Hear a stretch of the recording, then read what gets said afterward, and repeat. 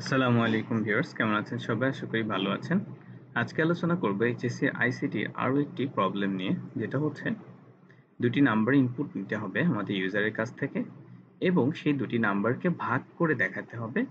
তার ভাগফল এবং ভাগশেষটা আমরা দেখার চেষ্টা করব। যদিও ভাগফলই দেখতে চাবে এক্সামে, তা ভাগশেষটাও কিভাবে দেখা যায় এটা আমি তোমাদেরকে দেখাবো। তো চলো আমরা চিন্তা করি, সেটা হচ্ছে যে দুইটা ভেরিয়েবল নিতে হবে। তো আমরা দুইটা ভেরিয়েবল এখানে নিয়ে নিচ্ছি। এরপরে আমরা গতদিন যে প্রবলেমটা দেখেছিলাম সেটা হচ্ছে যে মাল্টিপ্লিকেশন করেছিলাম। সো এখানে আমি এই ভেরিয়েবলটা বাদ দিয়ে আমরা ডিভিশন লিখেছি। ডিভিশন লিখে দিই। আচ্ছা, ধরো ডিভ লিখলাম, ঠিক আছে। এবার নাম্বার 1 কে ইনপুট নিলাম, নাম্বার 2 কে ইনপুট নিলাম। এবার আমাদের এটাকে ভাগ করতে হবে, ঠিক আছে। এখন বেসিক প্রবলেমগুলো নিয়ে আমরা আলোচনা করব, কিন্তু যদিও বা ভবিষ্যতে তুমি আস্তে আস্তে আরো অনেক ভালো প্রবলেম সলভ করা শিখবে। এবার দেখো, আমরা গুণ চিহ্নটাকে কেটে এখানে ভাগ চিহ্নটা দিয়ে দিয়েছি। তো এটা তুমি কোথায় পাবে? শিফট চেপে তুমি যদি যে তোমার প্রশ্নবোধক চিহ্ন সম্বলিত যেই বাটনটি আছে কিবোর্ডে সেটা প্রেস করো, তাহলে তুমি এটা পেয়ে যাবে, ভাগ চিহ্নটি বা স্ল্যাশ। ঠিক আছে, দুই জায়গায় স্ল্যাশ পাওয়া যাবে, তবে এই স্ল্যাশটাই তোমাকে দিতে হবে, যেটা হচ্ছে এই দিকে কাত হয়ে আছে। তুমি আবার এইটা দিয়ে দিও না, যেটা আমরা এইচটিটিপি লেখার জন্য ব্যবহার করি। আচ্ছা, এবার আসো, আমরা এই প্রবলেমটা যে লিখলাম সেটার আমরা আউটপুটটা আমরা যদি দেখতে চাই তাহলে কি হবে? আমরা এখানে ডিভ এটা লিখে দিচ্ছি, ভ্যারিয়েবলটা এখানে আমরা ডিভিশন বা ডিভ লিখে দিচ্ছি, ঠিক আছে। এবার আসো যে আমরা আউটপুটটা দেখব, ভাগ করলে আমার রেজাল্টটা দেখাচ্ছে কিনা। ধরো আমি বলছি যে 10 কে 2 দিয়ে ভাগ করো, তাহলে কত হবে? সরি, আমি এখানে রান করে ফেলেছি। আবার 10 কে 10 লিখলাম, এটাকে 2 দিয়ে ভাগ করতে বলছি মনে করো।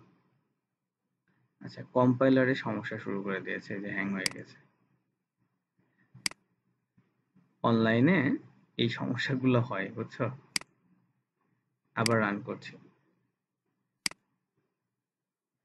আচ্ছা, যদি কখনো তোমার এরকম সিচুয়েশন হয় তাহলে এই টোটালটাকে কপি করে নিবে। কোড তোমার আবার বারবার লিখতে হবে না, তুমি জাস্ট আরেকটা ট্যাব খুলে নাও, অনলাইন সি কম্পাইলারটা লিখে সার্চ করো। এরপরে দেখো এই যে সি কম্পাইলার অনলাইন, এখানে চলে আসো। অনেক সময় হ্যাং করে এরকম, ঠিক আছে, যেহেতু অনলাইন। এবার এখানে এসে পেস্ট করে দাও, দেখো আবার চলে এসছে। রান করো, এই দেখো তোমাকে ইনপুট করতে দিচ্ছে। ধরো আমি লিখলাম 10, এটাকে ইনপুট করে দাও, এটাকে 2 দিয়ে ভাগ করো, এন্টার করে দাও, এই দেখো 5। 10 কে 2 দিয়ে ভাগ করলে 5 পাওয়া যাচ্ছে। আচ্ছা, আমি জানতে চাচ্ছি যে ভাগ ফলটা তো পেলাম এটা, হুম, আমি যদি ভাগ শেষটা জানতে চাই কত আছে, চলো তো দেখি ভাগ শেষটা জানা যায় কিনা। মনে করো আমরা এই একই কাজ করব আরেকটা লাইনে, তাহলে আমাদের বুঝতে সহজ হবে। ধরো এই যে ডিভ, এটার ভিতরে আমরা রাখবো না, তখন আমরা ধরো আরেকটা লিখলাম, REM ধরো লিখলাম, ঠিক আছে। এবার ধরো এই নাম্বার 1 আর একটা পার্সেন্টেজ চিহ্ন আছে না, সেটা লিখে দাও। এবার ধরো নাম্বার 2 লিখে দাও, তাহলে এই লাইনটা শেষ হলো। এবার এই যে রিম লিখলাম, REM, এটাকে এখানে লিখে দাও, আর এইখানে এটা ডিক্লেয়ার করে দাও। মাথা গুলিয়ে যায় না যেন, দেখো এটাকে এখানে লিখলাম, এই যে এই লাইনটাতে স্পেস দিয়ে দিই, এন্টার করে দিই। আচ্ছা, দেখো এখানে হচ্ছে আমি ভাগ করলাম, সেই ভাগ ফলটা দেখার জন্য আমি এই চিহ্নটা ব্যবহার করেছি। যদি আমি ভাগ শেষটা দেখতে চাই তাহলে আমি যে পার্সেন্টেজ চিহ্নের মতো এটাকে ব্যবহার করেছি। তো ভেরিয়েবল যেহেতু আমার আরেকটা দরকার হচ্ছে, সো আমি আরো একটি ভেরিয়েবল এখানে ডিক্লেয়ার করে নিয়েছি। এইবার চলো তো আমরা রান করি। রান করলাম, ধরো আমি লিখলাম 20, ঠিক আছে। এটাকে তুমি ভাগ করো 4 দিয়ে, ওকে। দেখো তোমার রেজাল্ট দেখাচ্ছে যে 5 রেজাল্ট। আরেকটা রেজাল্ট হচ্ছে, ওইটাকে আমি রিম লিখে নিই, আর এখানে একটা নিউ লাইন দিই না, হয়নি, এখানে একটা নিউ লাইন দিয়ে দিচ্ছি। আচ্ছা, এখানে একটা নিউ লাইন দিয়ে দিচ্ছি, তাহলে আর এই সমস্যা হবে না। এবার আসো 20, এবার ধরো 4। দেখো এটা কি বলছে যে তোমার হচ্ছে ভাগ ফলটা তুমি দেখতে পাচ্ছ 5, কিন্তু ভাগশেষ যেটা সেটা কিন্তু 0। এবার আসলে আমি যদি আরেকবার ভাগ করি, সেটা ধরো আমি বললাম যে 13 কে 2 দিয়ে ভাগ করতে। এবার কি করবে দেখো, 6 মানে 2 দিয়ে ভাগ করেছে কি, 6 দুগুণী 12, সে 1 অবশিষ্ট ছিল না, সেটা এখানে দেখা যাচ্ছে। ঠিক আছে, এবার ধরো তুমি যদি এমন কিছুকে ভাগ করতে বলো যেটা আরো বেশি অবশিষ্ট থাকতে পারে, যেমন ধরো 23 কে তুমি বললে